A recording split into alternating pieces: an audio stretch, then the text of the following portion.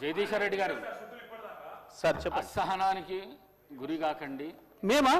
మీరే రాష్ట్రపతి చూస్తున్నారు, మీరే మీరే రాష్ట్రపతి చూస్తున్నారు అధ్యక్ష, రాష్ట్రపతి చూస్తున్నారు. సహనం ఎస్ అధ్యక్ష, సహనం అధ్యక్ష రాష్ట్రపతి అందరూ చూస్తున్నారు. జగదీశ్వర్ రెడ్డి గారు ప్లీజ్, జగదీశ్వర్ రెడ్డి గారు ప్లీజ్, జగదీశ్వర్ రెడ్డి గారు ప్లీజ్ 1 మినిట్.